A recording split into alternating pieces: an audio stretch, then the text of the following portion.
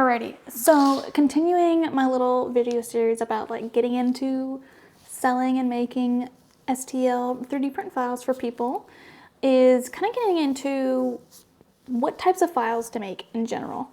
And because a lot of people will ask me, they're like, what should I make? Or like, how do I put all these together and things like that. And I'd say first and foremost, make what you love. Make what makes you happy, because otherwise if you just kind of jump from like trend to trend or things that you think other people are gonna like but you don't really like, you're gonna get bored of it really quickly and you're gonna burn out, which has happened to me in different avenues before. And so I would say first and foremost, focus on what makes you happy and what is really true to you and your brand.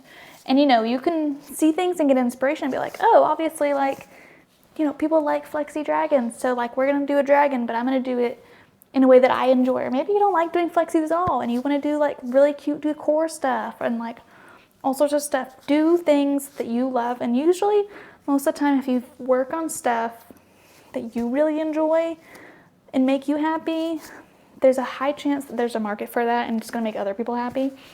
So that's, and also take suggestions from like, if you have subscribers or friends, take suggestions from them. My Patreon members help me so much with thinking of new ideas and suggestions and, keeping things that kind of stay within my brand, but I get so much inspiration in brainstorming from their help and suggestions. And so, being open to suggestions, but staying true to yourself. Sometimes people suggest things and I'm like, I know, that's not me. I'm not the designer for that. We're gonna let somebody else do that. And also, first and foremost with, all your platforms, all your marketing can be great. If you are not doing actually, high quality printable files, it doesn't matter how great your marketing is or what all platforms you're on, honestly. If people have a really, really difficult time actually getting them to print, or, they're not consistent quality, things like that. And so that's really what you want to focus on first. I would always recommend people, they're like, oh, I want to get into 3D modeling and like start selling. And they just started 3D modeling a week ago. And I always tell people, focus on like being happy, to get to a place where you're happy with your work and distributing your work, and also you can be working consistently before trying to monetize an entirely new skill. We want to actually get good at this skill and hone it and get some practice and consistency before just trying to make a quick buck off of it, basically. And so make sure that you can have a consistent workflow, you feel good about your stuff. And if you want to just like practice and like putting models out there, putting them out there for individual sale or for free, things like that, that is a great way to start and just kind of dip your toes in without, really committing to like a Patreon model, subscription model where you're committing to this many files a month and things like that. Or if you're worried that your work is not good enough to charge for, you can just start putting it out for free and test it out as you grow. Then you can get more confident and, make higher prices and things like that. It's not something that if you're doing it, you have to immediately be charging all this money. If you're just kind of wanting to get that practice in and just starting out. And another thing too that helps me really monitor my quality of work is I have a team of beta testers that work with me, and this can look like anything for you. When I was very first starting out and I didn't have subscribers, I found different friends in the art world in general that I had connected with and was like, hey, do you know anybody with a 3D printer? I can send you some of these files for free. Would you mind testing them and making sure that they actually print for you? Because for me, I always focus on, even if I can print something with my printer, does not mean everybody else is going to be able to print that. And so I want to make sure that the things I put out, nothing's going to be perfect, no printer's going to be perfect, but I want to make them as easy to print and accessible for everybody, no matter what type of printer they have. And so I want to make sure before I release this file that at least somebody else besides me has printed it, and make sure that, I didn't miss things because I'm an airhead sometimes, or that things aren't fusing that I missed, or things actually print and adhere and move together well as they should. So that is a big important thing for me. And again, for me, that is now part of my subscribers I pick from for my beta testers. But when I was just starting out and you're just starting out and you don't have that community yet, you can just offer like people in 3D printing groups or online, be like, hey, like, I'm looking for some testers. Can you help me out if I give you some of these models to use for personal use for free? That's super important, in my opinion, to have somebody else testing and making sure that your work is good.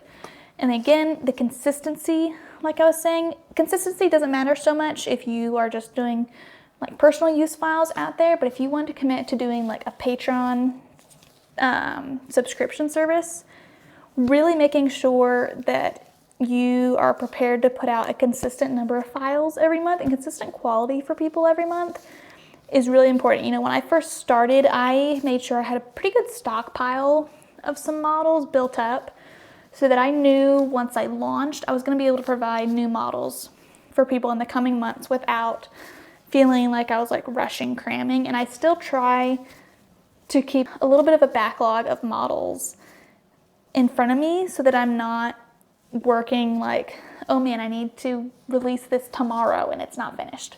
You know, that especially I like to give my beta testers time to actually test the models without rushing them too much and making sure that they're working and giving me time to make those edits if they need to be made, and not just assuming everything is going to be perfect.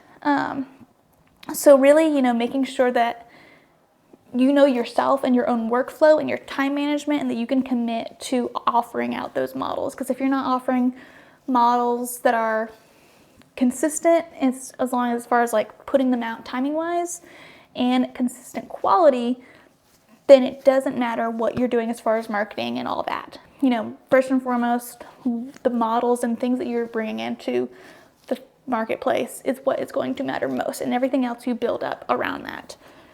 Yeah, and for me too, I always prefer to make things that I know are going to be as easily printable for people as possible.